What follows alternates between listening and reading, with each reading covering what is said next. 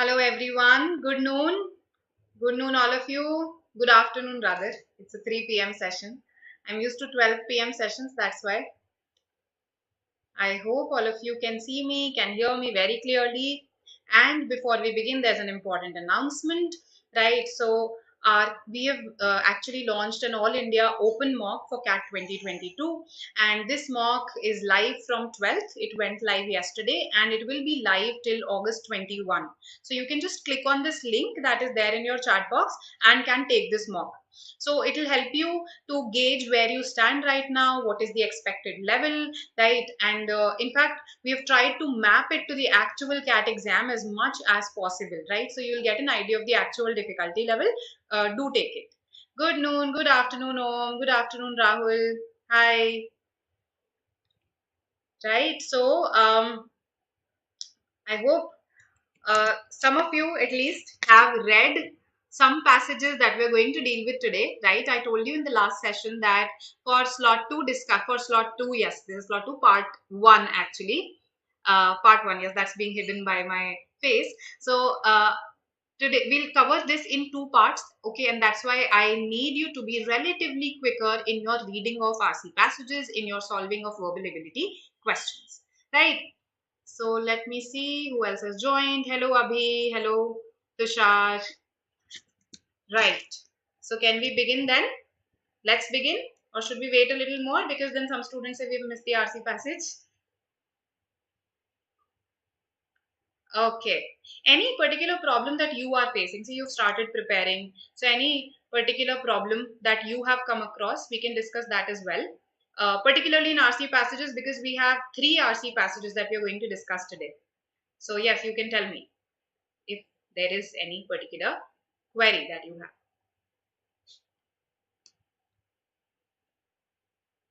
All right. Some of you are still joining.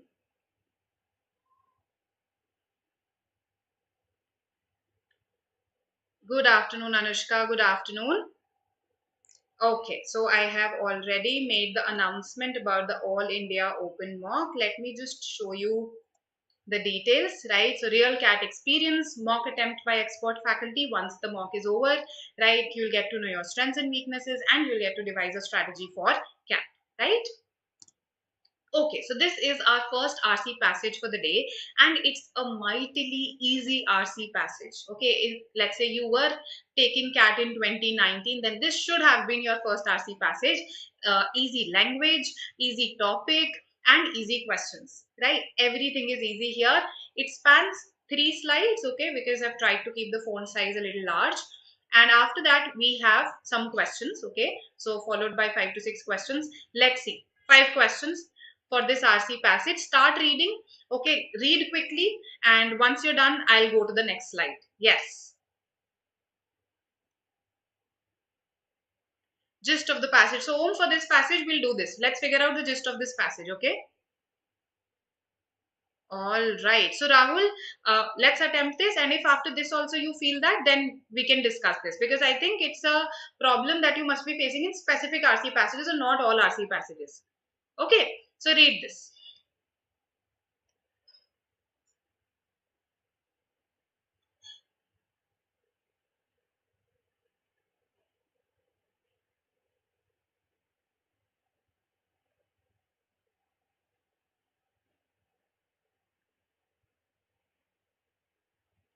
Wonks in the sticks. In the sticks means in rural areas. Wonks is a derogatory word for a hardworking and intelligent person.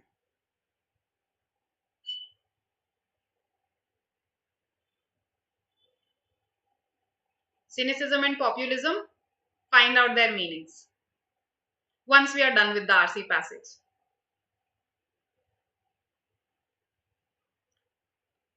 All right, I'm going to the next slide now.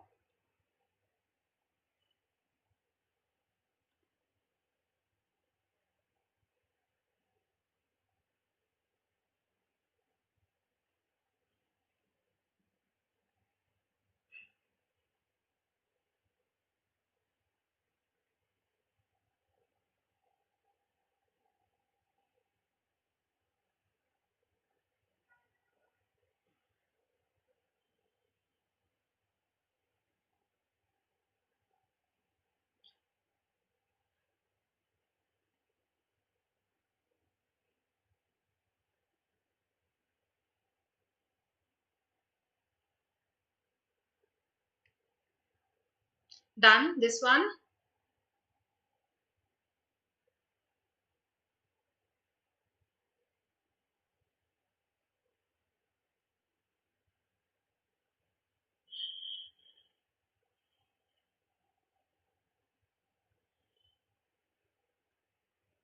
All right, I'm moving to the next slide.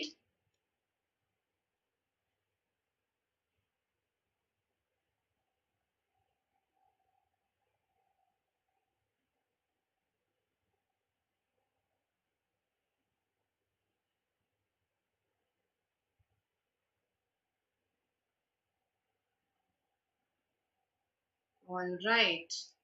So just two paragraphs here. A dilemma has been mentioned, and then we are giving a disadvantage of sending them off to smaller towns, that it begets corruption by making the government agencies less accountable. Right. So, but before we discuss the more complex things, let me just tell you the meaning of cynicism and populism. Cynicism, when a person is extremely pessimistic, okay, when a person is doubtful about others' intentions, that person is a cynic, okay, and the quality is called cynicism. Then populism, populist measures. Populism is this tendency to please the masses, this tendency to do something that's meant for the entire population, okay, and populism is a negative word, it has a negative connotation. Populist policies are seen as those policies that are meant just to appease the masses, okay. All right, now before we begin with the questions, there is no main idea question here. However, I am asking you to just give me a gist of this RC passage, because that's a problem that you're facing. So, without going back, can you tell me what are the key points that have been discussed in this passage broadly? Yes, broadly, what are the key points that have been discussed? Hmm. We are talking about bureaucrats. Disgorge means to puke actually. Okay, to vomit. So cities are disgorging bureaucrats. Cities are basically sending bureaucrats away to smaller cities and towns, to smaller towns. Now we have given the benefits that proponents who support this move, what do they say? Right. Then what are actually the aims behind actually sending them to these remote areas, and how sometimes these aims are not realized? That has been discussed in this paragraph. Also the disadvantages, once one big disadvantage has also been given when you shift them to other cities. So that is the gist of this passage, okay. The fact that cities are disgorging bureaucrats. What do the proponents of this idea say? Why is it good? Then what are the aims, how they are not always realized, and are there some disadvantages? A couple have been discussed. That's it. This is the gist of this RC passage, okay. So when you look at the gist, it just has to be the key ideas. You don't have to go into the depth a lot, okay. Basically, a lot of times when students go in a lot of depth, they focus more on the facts and less on ideas. That's not something that you're supposed to do, okay. Now, question 1: according to the passage, colonial powers located their capitals. So where is this mentioned? If you remember this, retention is important. This was there right in the first paragraph. So yes, who will tell me what the answer is? Tell me what the answer is.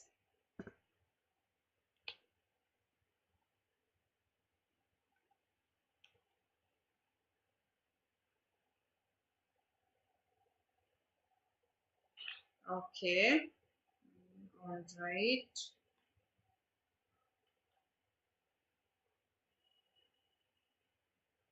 C is what I have got from some of you. One of you actually. Rahul has said C. That means you may have forgotten. See, this is written here. In the post-colonial fervor of the 20th century, coastal capitals picked by trade-focused empires were spurned. Spurned means rejected for regionally neutral new ones. So the colonial empires, they picked coastal capitals. Why? Because they were trade focused, and locating the capital on coast, of course, coast was the site of the trade. So that is why they located their capitals on the coast. So now the answer is very simple. This is a direct question. The answer has to be option D, Delhi, to promote their trading interests. Okay, Rahul has got it correct now. To promote their trading interests, trade focused capitals. So retention is important. Okay, and you have to develop this habit to read speedily while retaining information. This is not something that will happen in a day, right? So when we exercise also, it's not like on the very first day we get the right form along with the right speed, repetition sets. That does not happen, right? It's gradually that you build this combination. So gradually you will do this. Okay. Question 2. The dilemma mentioned in the passage refers to. Eliminate here. What is the dilemma that is mentioned in the passage? In case you don't remember, let's just go back and reread this part. The dilemma is obvious. Pick small, poor towns and areas of high unemployment, get new jobs. But it is hard to attract the most qualified workers. Opt for larger cities with infrastructure and better qualified residents, and the country's most deprived areas see little benefit. So this is the dilemma. Now, tell me what the answer should be.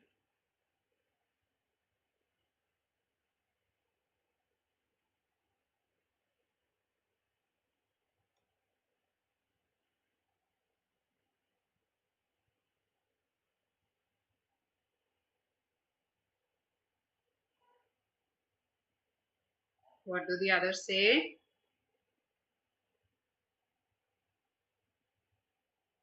So, we discussed this yesterday also uh, in one of our critical reasoning sessions that extreme words are, they make for suspect options. Okay, that means you should always be suspicious of extreme words.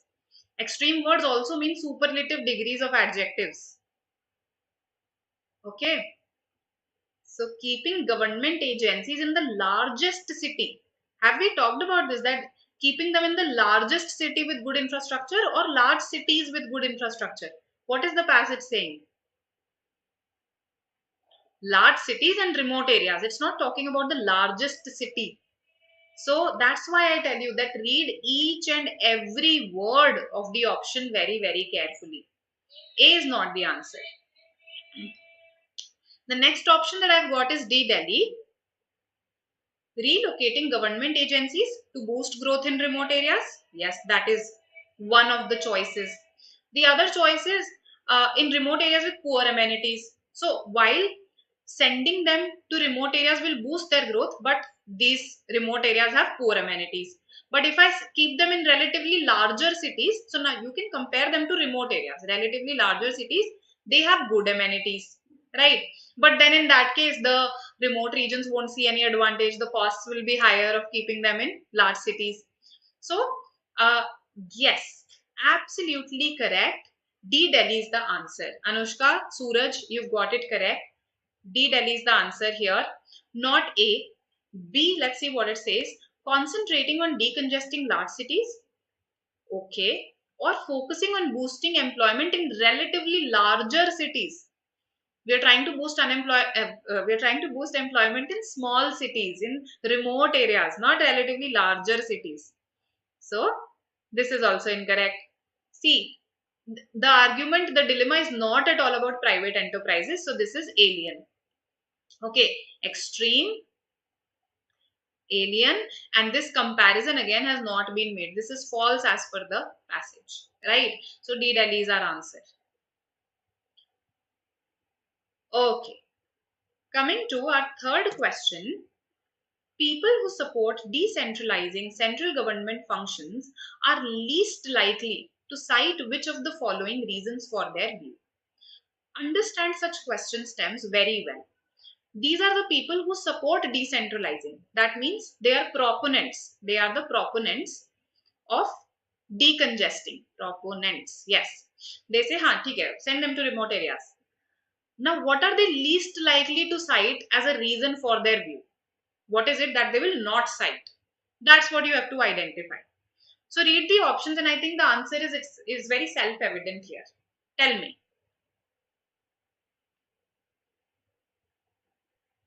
Okay, Rahul, I'll do that. Let's attempt 3 and then we'll go back to 2. So more independence could be enjoyed. Okay.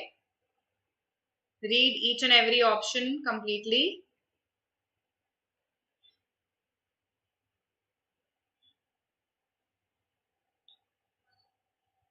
Nexus means network. In case and someone doesn't know, nexus is network.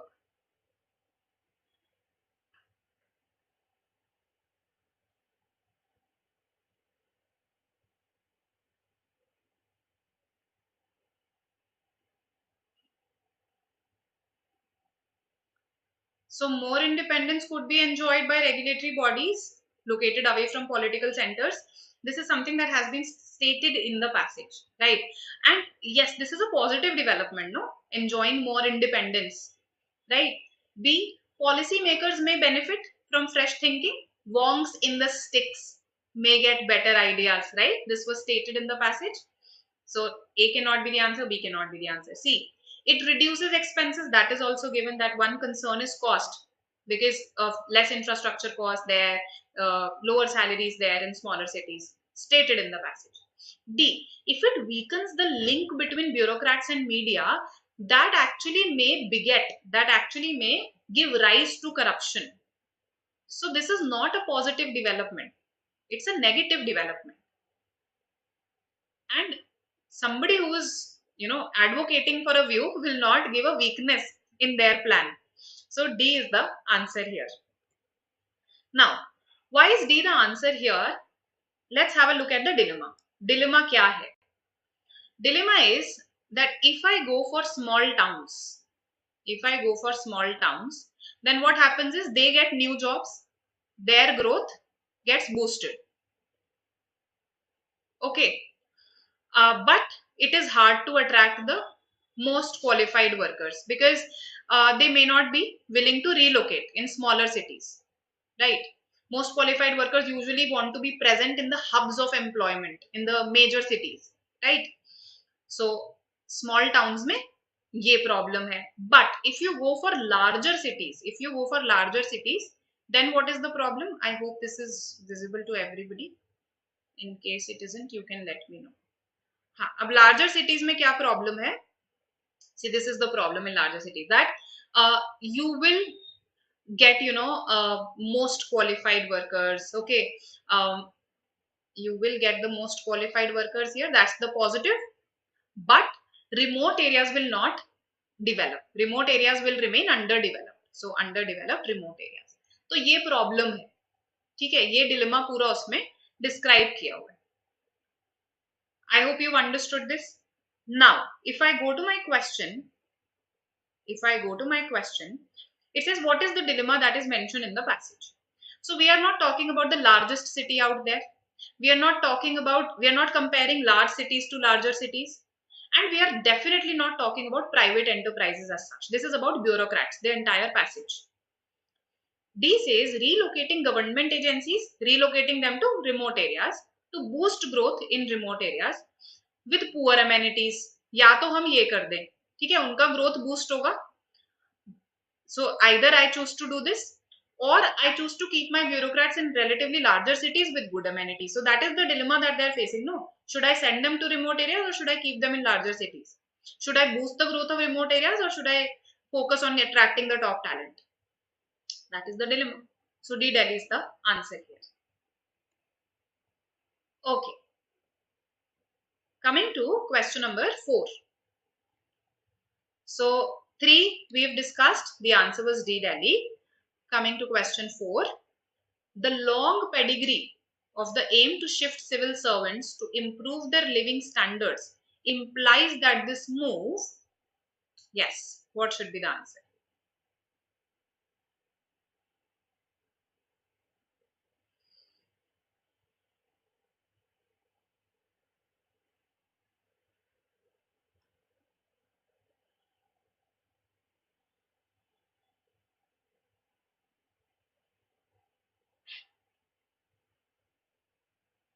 So where was this written? That it has a long pedigree. It's not a new idea, perhaps. Yes. The first aim, improving living conditions, has a long pedigree. After the Second World War, Britain moved thousands of civil servants to agreeable English country towns as London was rebuilt. Okay, so improving the living conditions, basically to address the regional imbalances, improving the living conditions of various areas. So, what should be the answer for this one? It has become a common practice. It is supported by politicians. It takes a long time to achieve. It is not a new idea and has been tried in the past. Common practice. The example that I gave talks about what happened after the Second World War. Does it say that it has become a common practice? Does it give us many examples that show that, oh, this is such a common thing today? B is not the answer. We do not know whether it is supported by politicians and the ruling elites. Who are these ruling elites? Have they been discussed in the passage? Alien. Common practice. This would be justified if I gave you a number of examples that show this is happening almost everywhere in the world, right? D. Takes a long time to achieve its intended outcomes. Again, not discussed in the passage at all. Actually, this is a disguised vocabulary question. If I say something has a long pedigree, what is pedigree? Your lineage, your line of ancestors. Okay, so that is your pedigree. If I say that, okay, this person has a good pedigree, that means he comes from, let's say, some uh, a family of ancestors who are famous for some good deeds, let's say, right? That's when I would say he has good pedigree. So long pedigree means long history, okay, a long lineage. So it's not a new idea and it has been tried in the past. That is something that can be clearly inferred from the Second World War example, that okay, this has been tried in the past. So option A is the clear answer here. Okay, good. Ravi, Rahul, absolutely correct. So A is the answer. It was a disguised vocabulary question if you ask me. Fifth, according to the author, relocating government agencies has not always been a success. Why is it that relocating has not always been a success? For all of the following reasons, except, again read this carefully. That means that three of the reasons will tell you why it hasn't been a success. Three reasons, three options state why it hasn't been a success. You have to give that one reason that is not there in the passage, or that is not cited in the passage, that why it has not always been a success. Okay, or probably something that refers to some other context. So tell me, out of A, B, C, D, which one has not been discussed in the passage at all?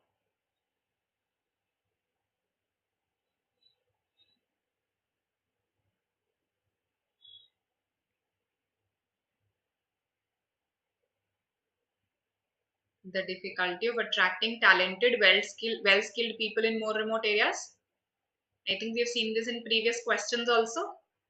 So if you have attempted 1 to 4 correctly, then I think you can reject B, because B has been cited as a reason. Yes, that top talent does not want to move to remote cities. Increased avenues of corruption away from the capital city. I specifically focused on the last paragraph. So I told you that others contend that decentralization gives rise to corruption. So when you move them to remote areas, it gives rise to corruption by making government agencies less accountable. So for instance, if let's say the headquarters of a particular department are in Delhi and an employee works in the headquarters itself, the person tends to be more accountable, because he or she can be called anytime, he or she can be kept a watch on, right? But the moment he or she goes to a remote area, it becomes difficult to keep a watch on that person, right? So it can actually give rise to corruption by making government agencies less accountable, right? So this has been stated in the last paragraph. It has been given as a reason that decentralizing central government employees may not always be successful. So then C is also not the answer. High staff losses as people may not be prepared to move to smaller towns. Okay, one of you has said D also. Let's see. But that is also there in the passage. 80% attrition rate. So yes, here see, knowing the meaning of attrition is very important. Attrition means the rate at which employees leave an organization. The rate at which an employees leave an organization.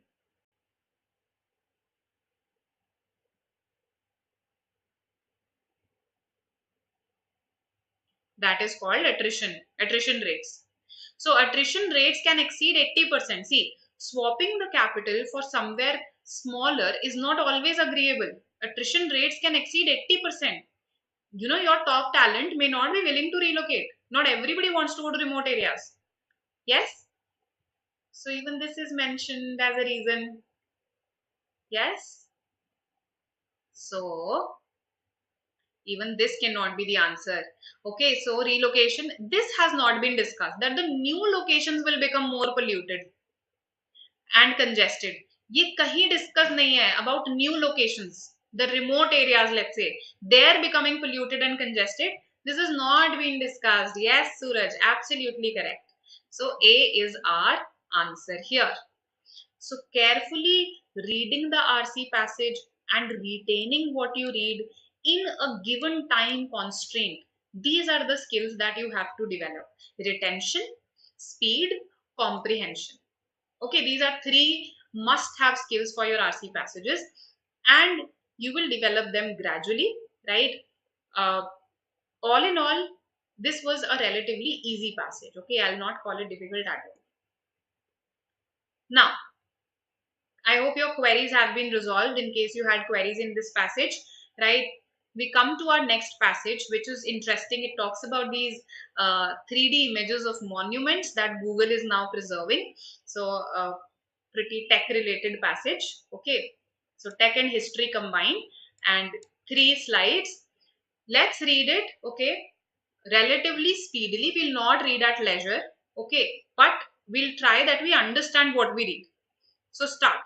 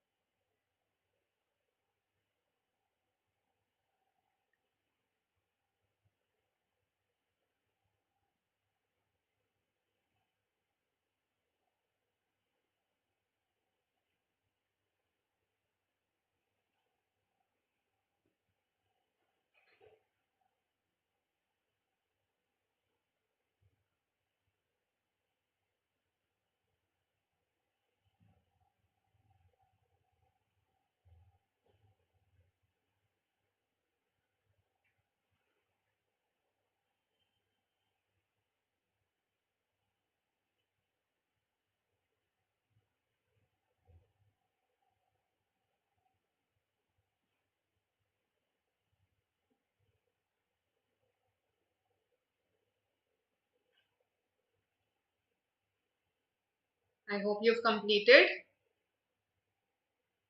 and we can go to the questions. Right. So question number 6. Based on his views mentioned in the passage, one could best characterize Dr. Watrall as being. Okay. So we are specifically talking about Dr. Watrall. Now, in case you don't remember what all he said, please go back. Right. So we go back to where what all is mentioned, right? Read this entire thing. It talks about what Watrall says. Ethan Watrall, an archaeologist, professor at Michigan State University, and a member of the Society for American Archaeology, says he is not comfortable with this arrangement between SciArc and Google. Watrall says this project is just a way for Google to promote Google. They want to make this material accessible so people will browse it and be filled with wonder by it. But at its core, it's all about advertisements and driving traffic. Watrall says these images belong on the site of a museum or educational institution where there is serious scholarship and a very different mission. Okay, so let's see what you mark here.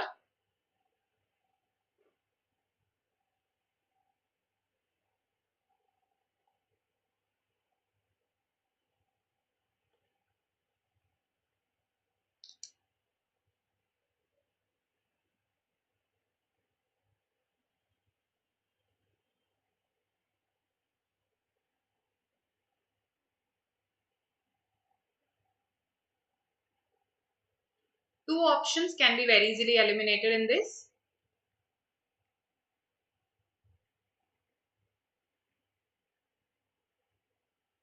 Did we, when I read this, did we discuss this bit?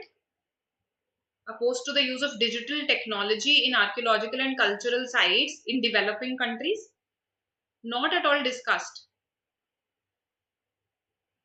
Uneasy about the marketing of archaeological images for commercial use by firms such as Google and SciArc. This is not discussed by Watrall. This is discussed later in the passage. So these two can be easily eliminated.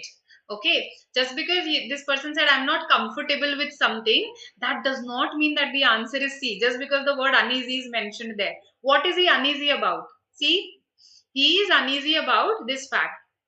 I am not, he says that he is not comfortable with what? With the arrangement between SciArc, which is a non-profit, and Google, which is a tech giant. He is not comfortable with that. He is not uneasy about marketing of archaeological images for commercial use. This has been mentioned later by Thompson. Right? There is another issue. See this. It owns the copyright of the scans. That means that countries need SciArc's permission to use these images for commercial purposes. That is the issue. And this is mentioned later on. So between B and D. Okay. Dismissive. Has he used very strong language? Watrall. And does he say that lay people should not have access to these specialist images? Does he talk about this, that lay people should not have access?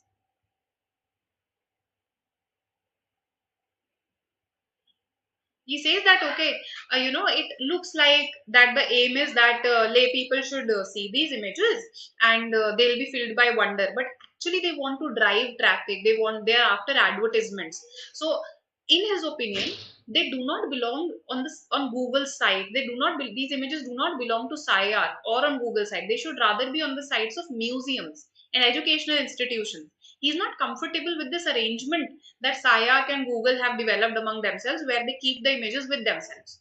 So he's critical about the links between a non-profit and a commercial tech platform for distributing archaeological images. That should be the answer here. Yes, D Delhi. Okay, not the other options. Hope this is clear. Now, coming to 7th, so we have to eliminate. Remember, always eliminate, because in the first glance you might just look at the word uneasy and you might feel, okay, this is the answer. Then you might feel that, okay, lay people's access, because we were talking about the usual people and how they're filled by wonder, this might be the answer. But look at the entire option. Okay, dismissive. Has he used such strong language कि उनको तो मिलना ही नहीं चाहिए? No, he hasn't. So D then. Okay. Coming to question 7. By digital colonialism, critiques of the SciArc Google project are referring to the fact that, so, digital colonialism. So people who are criticizing this project, that SciArc and Google, they have collaborated. So what are they referring to? Yes, tell me.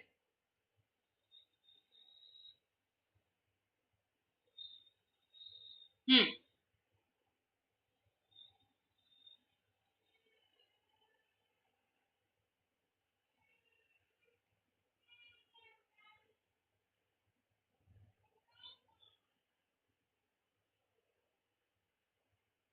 You can again eliminate here.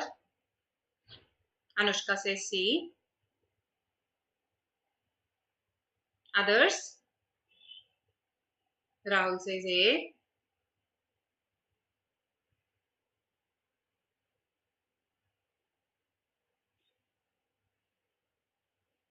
There's two responses. One of them is correct.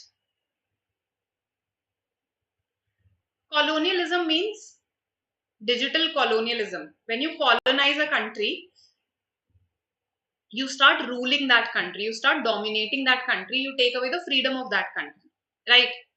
Now, A is not the issue. A is a distorted option. Actually, A and C are what you should narrow down to. B and D are the ones that can be easily eliminated. But A is distorted. It is not that they haven't taken copyright permission from host countries. The problem is that they are not giving copyright to the host country. It's not that the host countries have a copyright and Google hasn't taken permission from those countries. No, no. The host country does not have a copyright at all. It's SciArc that owns the copyright. So, countries where the scanned sites are located, they do not own the scan copyrights. That's the problem. C is the answer here. Right? See this. There's another issue for some archaeologists and art historians. SciArc owns the copyrights of the scans, not the countries where these sites are located. That means that the countries need SciArc's permission to use these images for commercial purposes. So I just read this part for you. You should have remembered this. Okay. So coming to this, C is the answer. Okay, it will damage. How will the scanning process damage it? You're just clicking a picture perhaps. Okay, frescoes are these wall murals paintings. Okay, in the fresh air, that is al fresco. So fresco means fresh. SciArc and Google have not shared the details of digitization. No, this is not there in the RC passage. Alien. A and C are not the same. A and C are not the same. Okay, so C is the answer. All right. That's okay, Jayendra. You can catch up whatever you missed out on. Which of the following, if true, would most strongly invalidate Dr. Watrall's objections? That means it will make his objections redundant. His objections will not carry any weight. Which one of them will make them redundant? His objections. ये तो criticism ही बेकार है, right? So read these options and wait. Let's go back again to what Watrall said. You may have forgotten again. So reread this part and then let's attempt. Ethan Watrall, an archaeologist, professor, whatever, says he is not comfortable with the arrangement between SciArc and Google. He says this project is just a way for Google to promote itself. They want to make this material accessible so people will browse it and be filled with wonder by it. But at its core, it's all about advertisements and driving traffic. He says these images belong on the site of a museum or educational institution where there is serious scholarship and a very different mission. Okay, so coming to, yeah, tell me what the answer should be.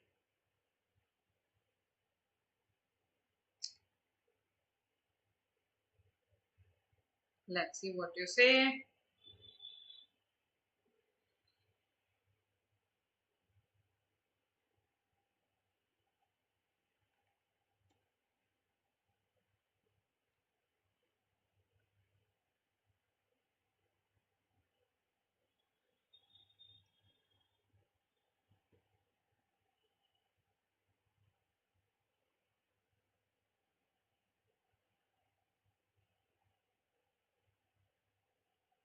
D Delhi, Muskan says D. Acha, Anushka and Rahul, you said D for this one only, right?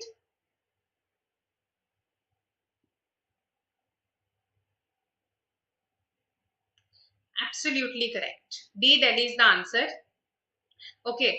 Basically, his concern is that, these images are in a way not being shared on the right platform.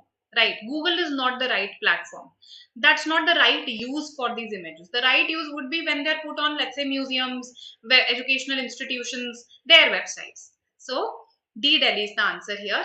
Absolutely correct. It's B and C, I think, can be eliminated. A is not the answer because this is just a very small part of his argument. The fact that Google is using it for ads and driving traffic. He feels that Google is not the right platform. Museums and educational institutions are the right platform. That's the crux of his argument, and that's why D, Delhi. Perfect, perfect. Good, Jayendra and Anushka. Absolutely correct. D, Delhi. 9. In Dr. Thompson's view, so Dr. Thompson has come later. We'll again go back and reread her view. SCIARC owning the copyright of its digital scans of archaeological sites, so SCIARC owns the copyrights of these scans, is similar to, akin means is similar to. Okay, so let's see what exactly she said and then we will come to this question. So she says that it is the latest example of a Western nation appropriating a foreign culture, which is a centuries long battle, right? So, yeah, I mean, she says that it is an example of this thing. Saya says that it copyrights the scans so that no one can use them in an inappropriate way. The company is saying that it works closely with the authorities, blah, blah, blah, but critics like Thompson are not persuaded.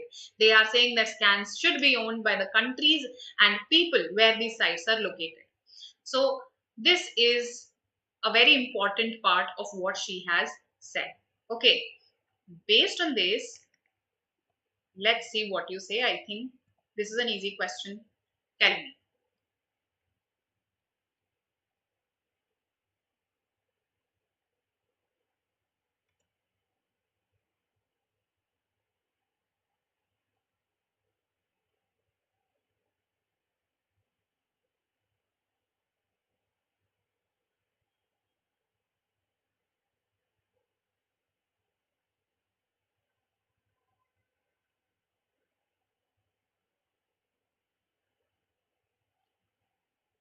Is this similar to tourists uploading photos of monuments onto social media?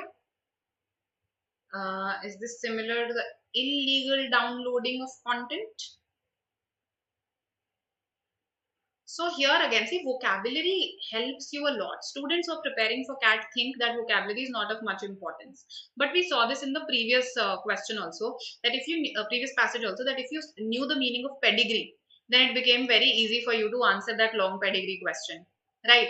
Similarly, here, you were supposed to know the meaning of appropriation. Appropriation is actually a sociological concept, cultural appropriation. Some of you may know this. So basically, because traditionally the Western world ruled the rest of the world, that is why what they would do is they would take away some elements of the culture, or they would berate or insult some elements of the culture of the countries that they ruled. Right? They would make fun of it. Okay, or they would incorporate those elements in their own culture and call it their own. This seizing is called cultural appropriation. This seizing, this mocking, this insulting, either of any of these is called cultural appropriation, right? It is seen as an insult by the cultures who were dominated.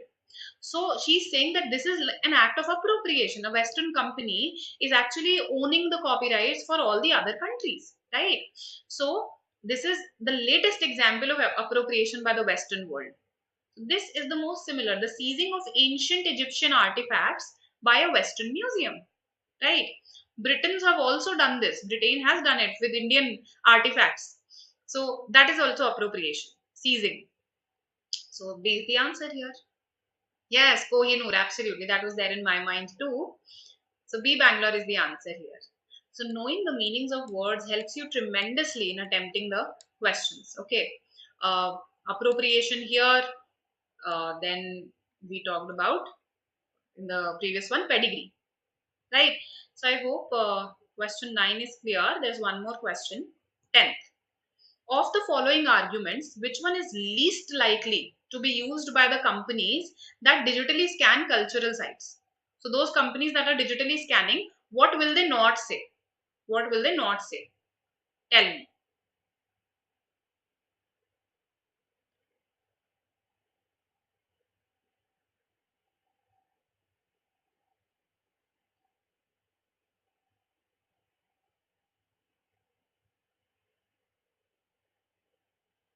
Let's see what you say.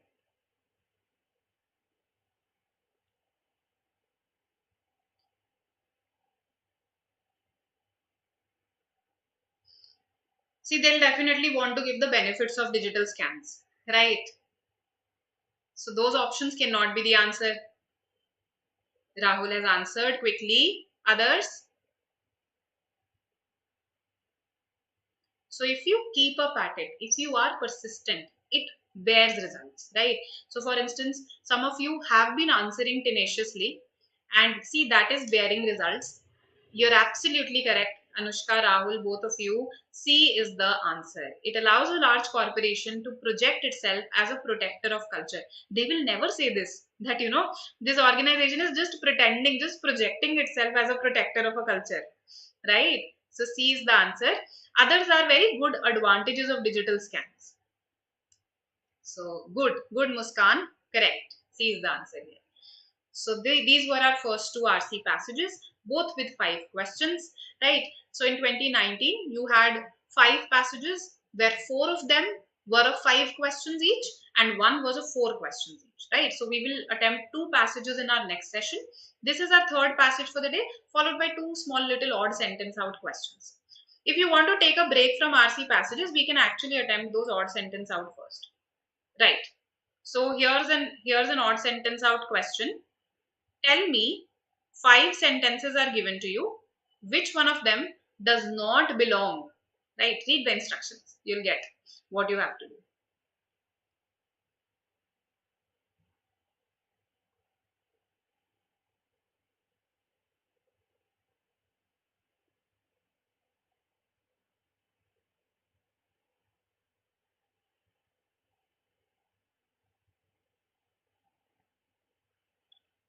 So I've done it already with some of my MACET students. They would know this. Hi NKG.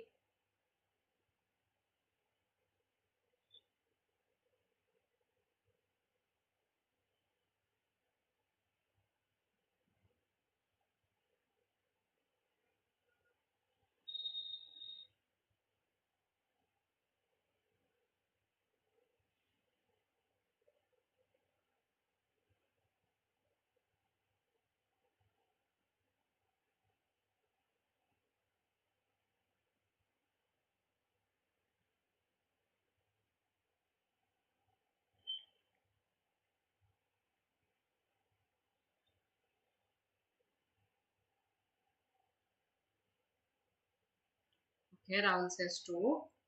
Others. Make connections. Make use of grammatical clues. Thematic clues also.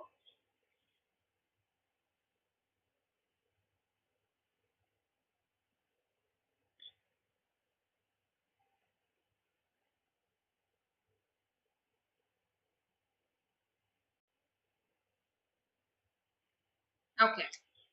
Should we discuss? See this. What is it? It suggests. It here refers to the research. Okay.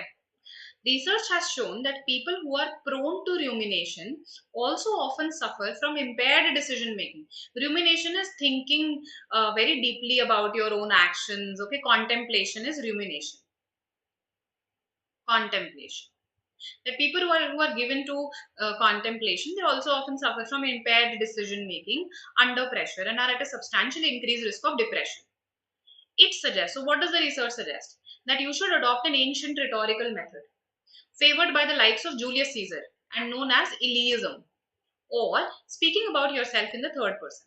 So whenever you're analyzing your actions, just speak about yourself, think about yourself in the third person. That okay, Nikita did this, that way. Okay. The idea is that this small change in perspective, thinking about yourself in the third person, this here refers to this small changes, this change mentioned in 2. So, uh, 3, 2 and 5, they seem to be a sequence. They cannot be the odd sentence out. And if you see 4, it actually gives the idea that simple rumination is not always effective. You have to go for this third person method, right?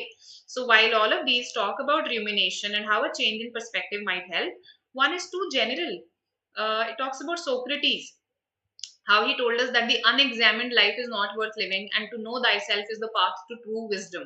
While it's not completely unrelated because it's asking us to know about ourselves, it is not related to this range of discussion which talks about rumination with a twist. Okay, rumination with Iliism. So that's why 1 is the odd sentence out here. Good, Anushka. You've got it correct. So make connections. Okay, these could be grammar based connections, these could be theme based connections, and that's how you solve these questions. Right? We are not bothered about what the exact sequence is. We just have to identify the odd sentence out. Coming to another question of the same type, identify the odd sentence out here. Yes.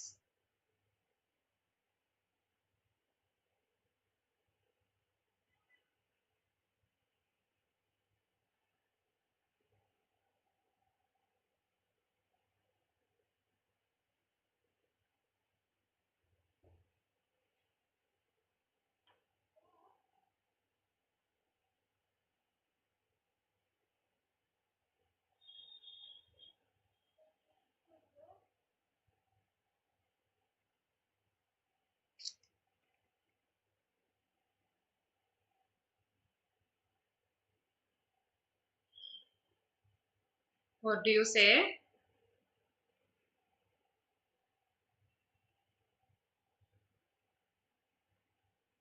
All right. See this. If you read these sentences carefully, there is a thread running through some of them. What is that? That something is missing, isn't it? You have to imagine what happened in the instant immediately before or immediately after the panel you are being shown. So you have to imagine that. That means it's not given to you, right? So it is as though the cartoonist devised a series of panels to tell the story and has chosen to show you only one, and typically not even the funniest. You have to basically imagine what must have happened before or after, right? So to get the joke, you actually have to figure out what some of these missing panels must be, right? So missing panels show you only one and not all of them. You have to imagine what happened before, what happened after. Again, they are very related to each other. 3, 4 and 5. 3, 4 and 5, they are related. They are not the odd one out. Between 1 and 2, which one do you think?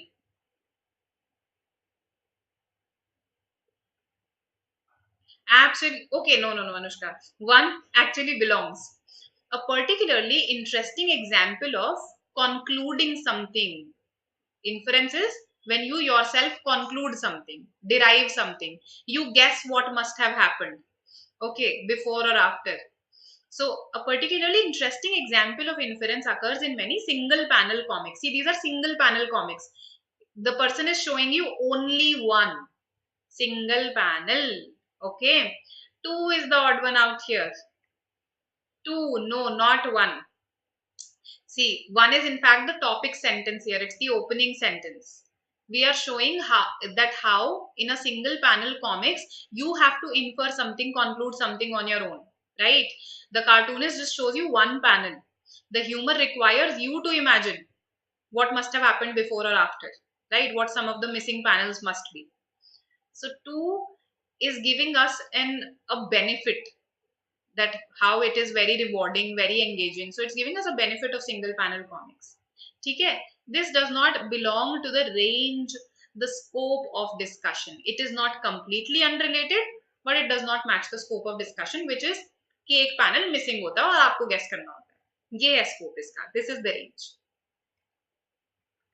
I hope you get it. right? I found this to be a very interesting odd sentence out parajumble, because it looks like one is the odd one out, but if you relate it with 3, 4, 5, it is the topic sentence, right? So these were our two odd sentence out parajumbles.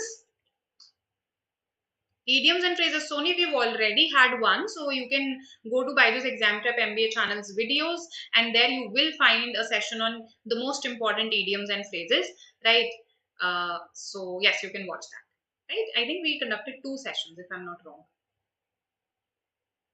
So this is your new RC passage for the day, 11 to 15, 5 questions. It talks about squatter cities. Squatter cities are these illegal cities, slums that mushroom. Basically, you just start living there without any permissions. Those are squatter cities, right? Mm, okay, Anushka, I understand what you are saying. That you must have felt that it's going from general to specific. First, the general discussion would happen, and then the example would be given. So here, no, we are elaborating the example itself in this paragraph. Okay, all right. So let's read this last passage for the day. Yes, let's read and attempt some questions.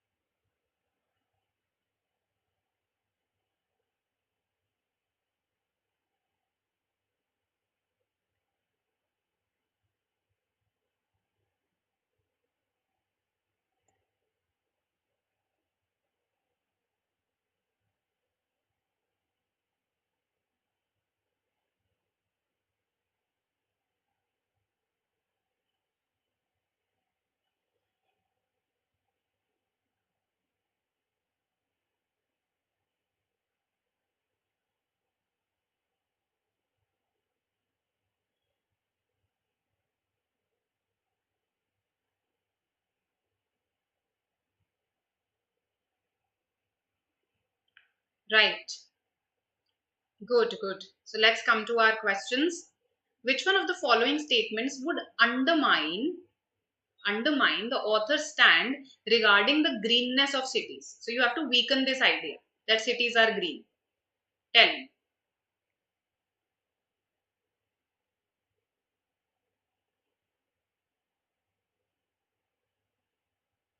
Very easy question.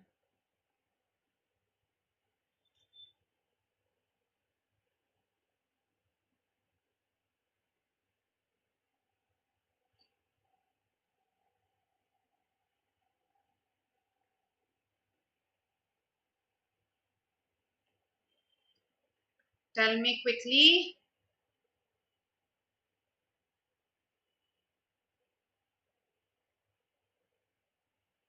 Rahul says 3. Do others agree? Greenness of cities, that means they are eco-friendly, they are environmentally good. So of course you will attack it by talking about how they are not good for the environment. Absolutely correct. Okay, 3 is the answer here. The high density of city leads to an increase in carbon dioxide and global warming that directly attacks this claim about the greenness of cities. Okay, so 3 is the answer. Okay, coming to our next question.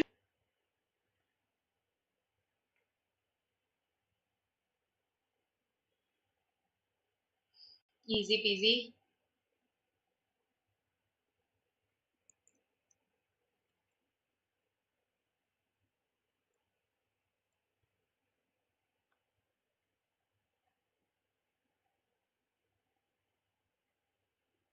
Let's see what you say. All of you were correct last time.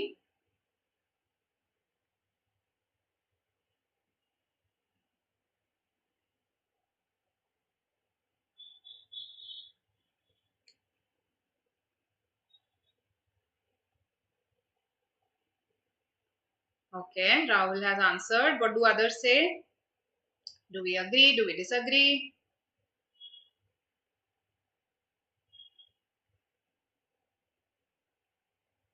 Okay. So most of you say 4.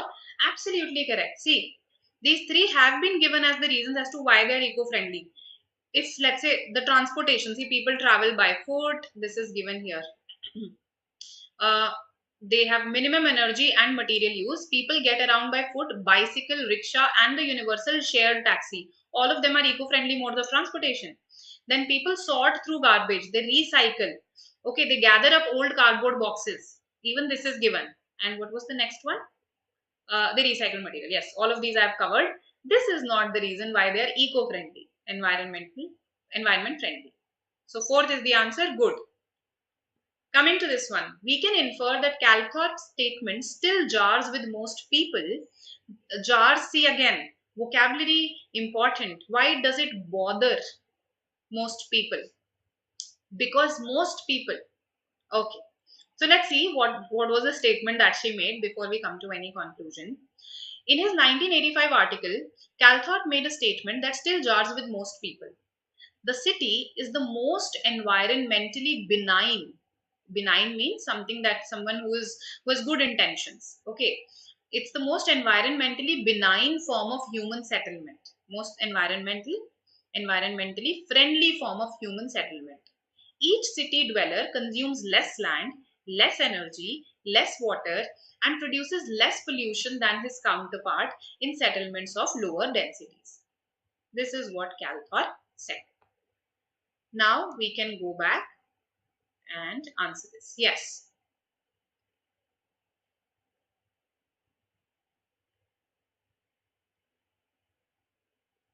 What do you say?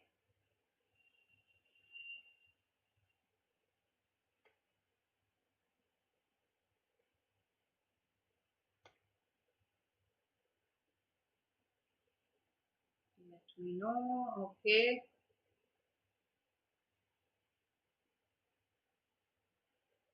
So is the argument, I think you should narrow down to 2 options here easily. Let me see what you say quickly. Okay. Why not 2, Rahul? Why not 2? Why 4?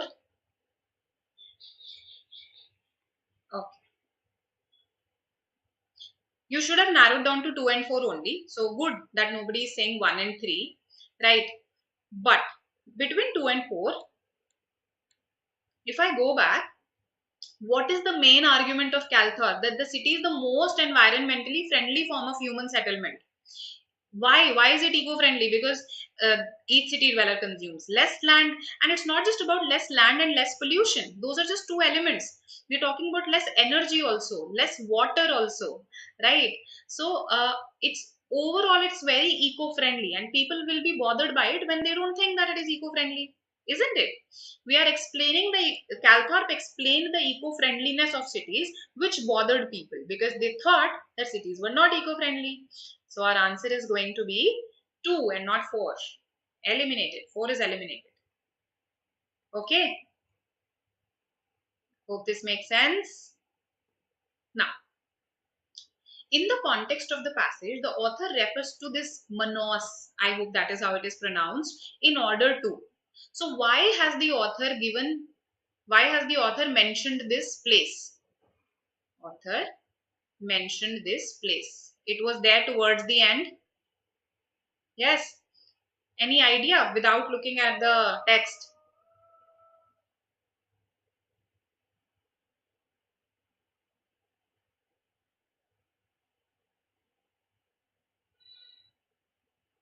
Hmm.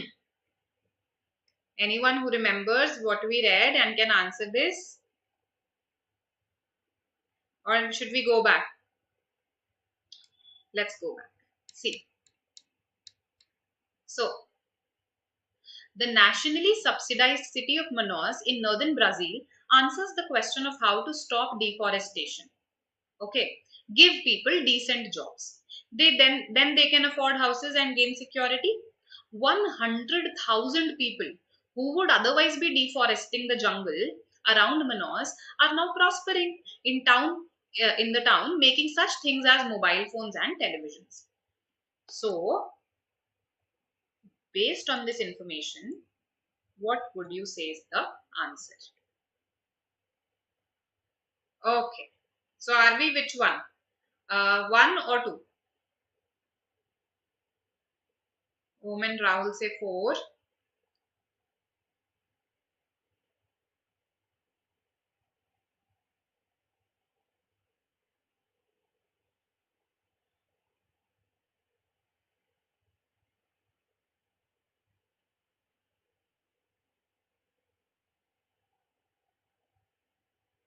Is the argument about how cities promote employment, or is the argument that how having towns, how building cities or having towns, it can actually uh, lessen the harm to environment? It can actually reduce the harm to environment. The idea is that because they were provided with uh, you know decent jobs, they were allowed to live in an urban area, so they stopped deforesting because of that. So in a way, the urban areas that they lived in, the employment that they got because of that, that helped the environment. This is the purpose behind giving this example, not fourth. See, these questions, the answers for these questions, they have to match with the immediate context also, and also with the larger context of the passage. The larger context of the passage is not that cities also promote employment. It is that cities are eco-friendly. If I have to sum up this passage in one sentence, the author is of the view that cities are much eco-friendlier than areas with lower densities, lower population densities.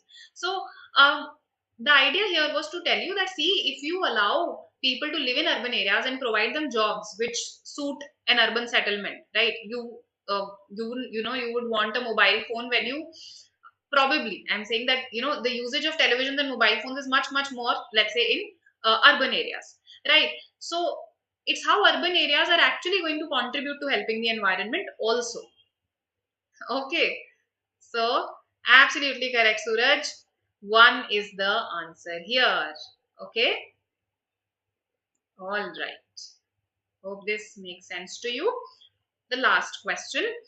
From the passage, it can be inferred that cities are good places to live in for all of the following reasons, except. So, one option will not tell you why they are good places to live in.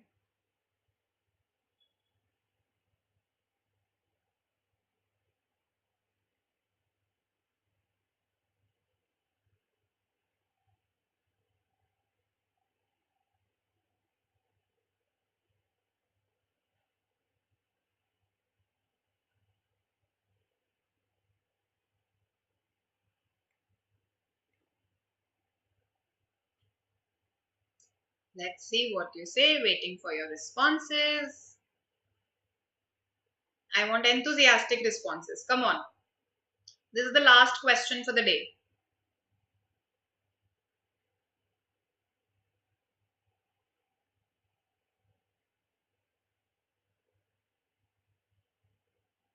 Again, a bit of vocabulary can help you here, but you will be able to attempt it even without that.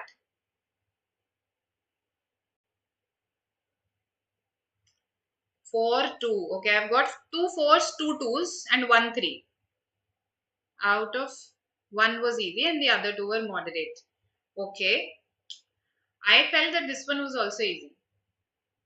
Not very difficult language. In fact, if you see, this is CAT 2019. If you compare it with 2020 and 21 papers, no, this will appear to be an easy RC passage only to you, right? So I have got 2 3s also. Okay, so it seems to be a tie. Anyone who wants to break this tie? Who is giving me 2 as the answer? 2 is what the entire passage is trying to reiterate. So of course they are good places to live in because they help prevent destruction of the environment. They are eco-friendly. They offer employment opportunities. This is also stated. It has to be between 3 and 4. Has to be between 3 and 4. So the answer is 4, not 3. 3 is given towards the end of the passage. They are transformative. In the slums as well as the office towers and leafy suburbs, the progress is from hick to metropolitan to cosmopolitan. Hick means belonging to the village. Now this is often associated with a person being narrow-minded or unintelligent. So it's a derogatory term. We shouldn't really use it. Okay, because it is associating people from the countryside with lack of intelligence and narrow-mindedness. Okay. However, the word is there, so it's been used here. So from hick to metropolitan, a citizen of the city, metro, to cosmopolitan, a citizen of the world. So that's the progress. So it's a cultural transformation also. Your views also change. The main idea, the main point is you will never say that cities are good places to live in because they have office areas also and they have suburban areas also. No, that's not one of the main points. Okay, we are saying that in offices as well as in residences, living in cities is transformative. That's the main point there. So fourth is the answer. Rahul, why did you do that? Be confident of your answers. Okay. So I hope what we've discussed today, these 15 RC questions and these 2 odd sentence out questions, they are clear to you. Any query, you can ask me. Yes, if you have any query, you can ask me. If not, then you know about our CAT 22 comprehensive program, right? You can call up our counselors for details. Okay, and in case the number is not visible to you, that's because it's getting hidden behind this. Just a second, let me just remove this and okay. So unable to remove this, but yes, you can call up our counselors. I keep showing this slide in my other sessions also, so you can take the number from there. And yes, if you like the session, please do press the like button, very important. And in case anything is not clear to you later on also, if some of you watch the session later, you can comment in the comment box. I'll answer there. And yes, you can stay connected with us via Telegram or via our social media handles. Okay. All right then. I will see you next time.